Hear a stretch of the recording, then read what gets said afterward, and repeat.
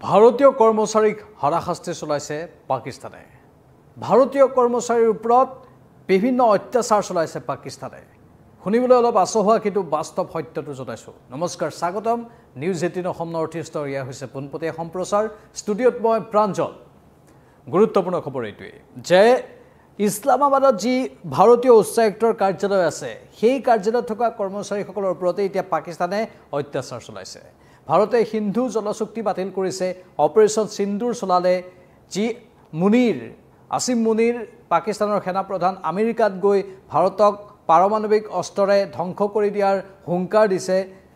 সেই পাকিস্তানেই এতিয়া পাকিস্তানত থকা যি ভাৰতীয় উচ্চায়ুক্তৰ কাৰ্যালয় আছে, সেই উচ্চায়ুক্তৰ কাৰ্যালয়ৰ কৰ্মচাৰীসকলকে, সাধাৰণ সেইসকল কৰ্মচাৰীকেই টাৰ্গেট কৰি লৈছে আৰু তেওঁলোকৰ মৌলিক অধিকাৰবোৰ কাঢ়ি নিছে।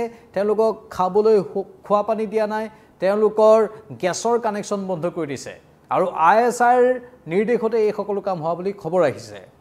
ইছলামাবাদত অৱস্থিত ভাৰতীয় উচ্চায়ুক্ত আৰু তাৰেই যিসকল কৰ্মচাৰীৰ ওপৰত নিষেধাজ্ঞা পাকিস্তানে আৰোপ কৰি দিছে। যেহেতু উচ্চায়ুক্তৰ কাৰ্যালয়ৰ পৰা বহু কৰ্মচাৰীক ভাৰতে ইতিমধ্যে আঁতৰাই আনিছিল, কিন্তু সকলো কৰ্মচাৰীক আঁতৰাই আনিব নোৱাৰে। যদিও পাকিস্তান আমাৰ শত্ৰু ৰাষ্ট্ৰ, যিহেতু আন কেতবোৰ কথাৰ বাবে তাত উচ্চায়ুক্তৰ কাৰ্যালয় ৰাখিবলগীয়া হয়। সেই উচ্চায়ুক্তৰ কাৰ্যালয়ত কৰ্মচাৰীৰ সংখ্যা কমোৱাৰ পাছত একাংশ কৰ্মচাৰী এতিয়াও আছেগৈ, তেওঁলোকৰ পৰিয়াল আছেগৈ পাকিস্তানত, আৰু সেই পৰিয়াল বা কৰ্মচাৰীসকলৰ ওপৰতেই পাকিস্তানে অত্যাচাৰ চলাইছে। মৌলিক যিবোৰ সা সুবিধা আছে, সেই মৌলিক সা সুবিধাবোৰ কৰ্তন কৰাৰ খবৰ আহিছে। বাধা নিষেধ আৰোপ কৰি দিছে পাকিস্তান চৰকাৰে। ইচ্ছাকৃতভাৱে পাকিস্তান চৰকাৰে এই সিদ্ধান্ত লোৱাৰ অভিযোগ উত্থাপন কৰিছে ভাৰতে। লগতে ভিয়েনা চুক্তিৰ যিখিনি নিয়মাৱলী আছে, সেই নিয়মাৱলীবোৰো ভংগ কৰাৰ অভিযোগ পাকিস্তানৰ বিৰুদ্ধে ভাৰতে উত্থাপন কৰিছে। ভাৰতীয় সেনাৰ অপাৰেশ্যন সিন্দুৰ আৰু নতুন দিল্লীয়ে সিন্ধু জলচুক্তি বাতিল কৰাৰ পাছতেই পাকিস্তানে উচ্চায়ুক্ত কাৰ্যালয়ৰ কৰ্মচাৰীসকলক সা সুবিধাৰ পৰা বঞ্চিত কৰিছে। পাকিস্তানৰ চোৰাংচোৱা সংস্থা ISIৰ পৰিকল্পনা অনুসৰিয়েই প্ৰতিশোধকল্পে ভাৰতীয় উচ্চায়ুক্ত কাৰ্যালয়ৰ যিসকল কৰ্মচাৰী আছে, তেওঁলোকৰ মৌলিক সা সুবিধাসমূহ এনেধৰণেই কৰ্তন কৰা হৈছে বা সেই সা সুবিধাৰ পৰা বঞ্চিত কৰা হৈছে ভাৰতীয় কৰ্মচাৰীসকলক। তথ্য যিটো আহিছে সেই অনুসৰি পাকিস্তানৰ ইছলামাবাদত থকা ভাৰতীয় উচ্চায়ুক্ত কাৰ্যালয়ত ৰন্ধন গেছৰ পাইপৰ সংযোগ বিচ্ছিন্ন কৰা হৈছে আৰু ইচ্ছাকৃতভাৱে কাৰ্যালয়লৈ ৰন্ধন গেছৰ যোগান বন্ধ কৰিছে পাকিস্তান চৰকাৰে। কেৱল ইমানেই নহয়, পাকিস্তানী ৰন্ধন গেছ ব্যৱসায়ীসকলক ভাৰতীয় কৰ্মচাৰীক ৰন্ধন গেছৰ চিলিণ্ডাৰ বিক্ৰী নকৰিবলৈ পাকিস্তান চৰকাৰে নিৰ্দেশ দি দিছে। ইয়াৰ ফলত কূটনীতিবিদ আৰু আন তেওঁলোকৰ যি পৰিয়ালৰ লোক আছে তাত, সেইসকলে মুক্ত বজাৰত দুৰ্লভ আৰু ব্যয়বহুল বিকল্প বিচাৰিবলৈ বাধ্য হৈছে। কাৰণ পোনপটীয়াকৈ ৰন্ধন গেছৰ ব্যৱসায়ীসকলে এওঁলোকক ৰন্ধন গেছ চিলিণ্ডাৰ যোগান ধৰা নাই।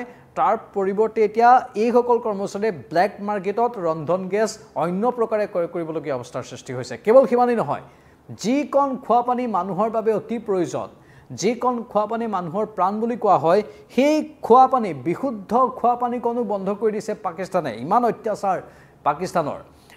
যিসকল ব্যৱসায়ীয়ে ভাৰতীয় উচ্চায়ুক্ত কাৰ্যালয়ত বিশুদ্ধ পানী যোগান ধৰে, তেওঁলোককো পানী যোগান নধৰিবলৈ হঠাৎ পাকিস্তান চৰকাৰে নিৰ্দেশ দি দিছে।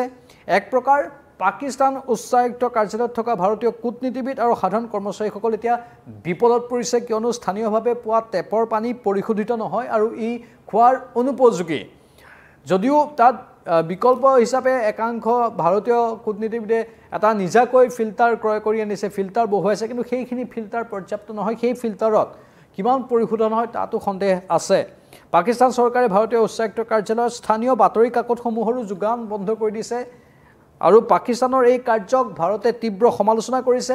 ভাৰতে অভিযোগ উত্থাপন কৰিছে যে পাকিস্তানে ভিয়েনা চুক্তি দেশকৈ উলংঘন কৰিছে আৰু বিষয়টো ইতিমধ্যে ৰাষ্ট্ৰসংঘৰ দৃষ্টিগোচৰ কৰাৰ বাবে ভাৰত চৰকাৰ প্ৰস্তুত হৈছে। এইখন পাকিস্তান দেশে কিমান তললৈ যাব পাৰে তাৰ এইটো শেহতীয়া উদাহৰণ, আৰু এই উদাহৰণটোৱেই যথেষ্ট। এনেধৰণৰ বহুকেইটা পৰিঘটনা হৈ আছে সময়ে সময়ে। ভাৰতৰ বিৰুদ্ধে পাকিস্তানে কিমান ভয়ংকৰ ষড়যন্ত্ৰ ৰচনা কৰি আছে সেয়া সকলোৱে জানে। দেশকৈ সকলো ওলাই আছে, কিন্তু এই পাকিস্তানকেই আমেৰিকাৰ দৰে দেশে এতিয়া সমৰ্থন আগবঢ়াইছে। ভাৰতৰ বিৰুদ্ধে 50% শুল্ক আৰোপ কৰাৰ কথা কৈছে আমেৰিকাই, আৰু পাকিস্তান বন্ধু ৰাষ্ট্ৰ বুলি কৈ 9% শুল্ক তেওঁলোকৰ বাবে হ্ৰাস কৰি দিছে। আৰু সেই পাকিস্তানৰ বন্ধু হৈ এতিয়া আমেৰিকাই ভাৰতৰ ওপৰত এনেধৰণে হেঁচাবোৰ প্ৰয়োগ কৰি আছে কাৰণ ভাৰতে ৰাছিয়াৰ পৰা তেল ক্ৰয় কৰি আছে আৰু ভাৰতে ৰাছিয়াৰ পৰা পুৰণি চুক্তিমতে তেল ক্ৰয় কৰি থকা কথাটোত আমেৰিকা যুক্তৰাষ্ট্ৰ ভীষণ অসন্তুষ্ট আৰু তেওঁলোকে এতিয়া পাকিস্তানক বন্ধু কৰি লৈছে আৰু সেই পাকিস্তানে আমেৰিকাৰ সেই বন্ধুত্বপূৰ্ণ সম্পৰ্কটো পাই এতিয়া এনেধৰণৰ এক আত্মবিশ্বাস বৃদ্ধি পাইছে পাকিস্তানৰ যে ভাৰতীয় উচ্চায়ুক্তৰ কৰ্মচাৰীসকলক অত্যাচাৰ কৰিবলৈ ধৰিছে আসিম মুনিৰ যি পাকিস্তানৰ সেনা প্ৰধান সেই আসিম মুনিৰে ভাৰতক পৰমাণু অস্ত্ৰৰে আক্ৰমণ কৰাৰ কথা কৈছে উত্তৰ পূৰ্বাঞ্চলৰ পৰা সেই আক্ৰমণ হ'ব বুলি হুংকাৰ দিছে মুঠতে পৰিস্থিতি বৰ এটা ভাল হৈ থকা নাই পৰিস্থিতি বেয়াৰ দিশলৈ গতি কৰিছে যিবোৰ কথা আচলতে চিন্তাজনক এইটো আছিল এই মুহূৰ্তৰ তথ্য আমি আপোনালোকক জনোৱাটো প্ৰয়োজন অনুভৱ কৰিলোঁ সেইবাবে আগবঢ়ালোঁ আপোনালোকৰ যদি মতামত আছে কমেণ্ট বক্সত কমেণ্ট কৰি জনাব পাৰে এই মুহূৰ্তৰ এই লাইভৰ পৰা বিদায় লৈছোঁ নমস্কাৰ